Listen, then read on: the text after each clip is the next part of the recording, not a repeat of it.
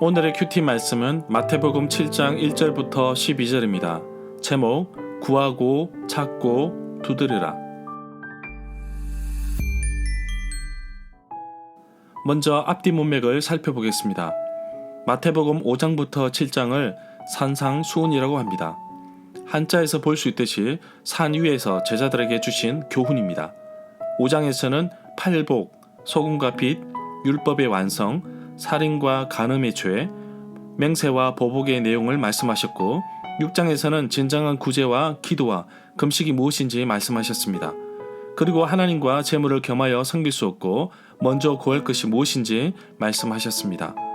마태복음 7장에서는 비판, 판단에 대해서 말씀하시고 구하고 찾고 두드리라고 말씀하십니다. 황금의 법칙을 설명하시고 좁은 문으로 가라고 말씀하셨습니다. 그리고 거짓 선지자에 대해서 언급하시면서 말씀대로 행하는 사람에 대해 말씀하시면서 산상수훈은 끝이 납니다. 예수님의 가르침에 사람들은 놀랍니다. 교훈 한 구절 한 구절에 오늘날 우리의 삶에서도 깊은 영향력을 준다고 봅니다. 비판을 받고 싶지 않다면 남을 판단해서도 안 되는데 우리는 정말 쉽게 판단하고 정죄하고 있습니다. 어쩌면 우리에게 필요한 것은 판단이 아니라 분별이 아닐까요? 세상에서 그리스도인으로서 그 정체성을 회복하고 세상을 분별하며 세상을 지혜롭게 살아가는 것이 하나님의 뜻, 하나님께서 우리에게 바라시는 것이라고 생각합니다. 문단을 나눠보겠습니다. 1절부터 6절은 비판을 받지 않으려면, 7절부터 13절은 구하고 찾고 두드려라, 12절은 황금률. 1절에 보면 비판, 판단하지 말라는 말씀은 마태복음 7장 1절부터 6절, 누가복음 6장 37절부터 38절, 41절부터 42절에 나옵니다. 2절에 보면 바울도 남을 판단하는 것에 대해서 로마서 2장 1절부터 2절에 다루고 있습니다. 또한 로마서 14장 10절에서 바울은 내가 어찌하여 내 형제를 비판하느냐, 어찌하여 내 형제를 업신 여기느냐, 우리가 다 하나님의 심판대 앞에 서리라고 하였습니다. 3절부터 4절에 보면 남을 아주 비판하면서 매정하게 판단하고 정죄하는 그 자체가 자신을 옳게 여기며 합리화하는 모습이 아닌지 되돌아보게 하였습니다. 이러한 모습이 기독교 공동체 속에서 문제가 될 수 있기에 예수님께서 그렇게 하면 안 됨을 지적하고 있습니다.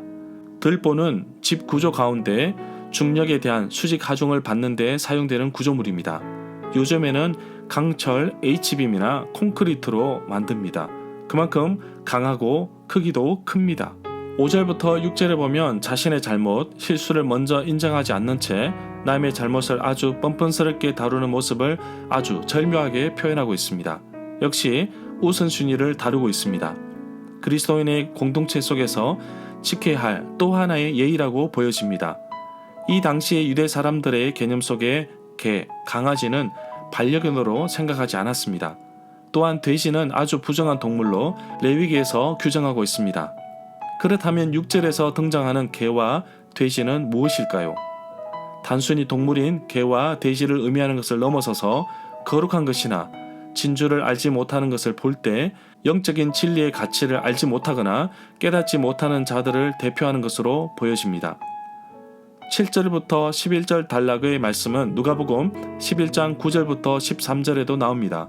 구하며 기도하는 말씀이 마태복음 18장 19절 하반절에도 나옵니다. 마태복음 21장 22절에서는 너희가 기도할 때에 무엇이든지 믿고 구하는 것은 다 받으리라고 말씀하십니다. 이 부분을 주기도문의 부록으로 생각하기도 합니다. 그렇게 보는 이유는 기도하는 부분의 내용이 나오기 때문인데 누가복음에서는 주기도문 다음에 나오기 때문에 그렇게 생각하기도 합니다. 7절은 수동적인 표현으로 보고 있습니다. 구하라 그리하면 너희에게 주실 것이요. 이것을 능동적인 표현으로 바꾸면 구하라 그리하면 그분이 너희에게 주실 것이다 라고 표현할 수 있습니다. 11절에 보면 이 구절은 인간의 악함을 전제로 하고 있습니다. 그럼에도 불구하고 좋은 것을 선호하고 자식에게 베푸는 것이 인간의 본성인 것 같습니다. 마태복음 7장 11절에서는 좋은 것을 주신다고 끝을 맺지만 누가복음 11장 13절에서는 성령을 주신다고 말씀하고 있습니다. 마태복음에서는 좋은 것을, 누가복음에서는 성령으로 표현하였습니다.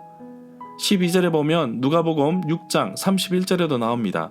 남에게 대접을 받고자 하는 대로 너희도 남을 대접하라. 황금의 법칙, 황금률이라고 부르는 이 구절은 우리가 다른 사람들에게 어떠한 모습으로 대하여야 하는지 잘 알려주고 있습니다. 이 구절은 히브리어 성경이 가르치고 있는 내용을 요약한 진술이라고도 볼 수 있습니다. 절마다 상세한 설명과 구절 해석, 그리고 핵심 내용과 중심 줄거리는 네이버 블로그에 올려져 있습니다. 내게 주시는 교훈입니다. 설교는 사람을 움직이지만 기도는 하나님을 움직입니다. 히스기야의 눈물 기도는 하나님의 마음을 움직였고 자신의 생명을 연장시켰습니다. 믿고 구하고 바라고 소망하는 것이 이루어지도록 오늘도 한 걸음씩 하나님 앞으로 나가겠습니다. 하나님께서도 부모님의 심정으로 자녀에게 좋은 것을 주시는 분이십니다. 그래서 하나님께 구하고 달라고 부르짖고 기도하겠습니다. 두드리는 사람에게 언젠가 열릴 것을 믿으며 오늘도 기도로 문을 두드리겠습니다. 그리고 찾겠습니다. 하나님의 뜻을 찾으며 그 뜻을 이루기 위해 열심히 노력하겠습니다. 가장 좋은 것으로 채우실 하나님을 기대합니다. 오늘도 남을 정죄하기보다는 더 가까이 섬기고 품고 사랑하는 마음으로 형제 자매에게 다가가는 하루가 되기를 간절히 소망합니다.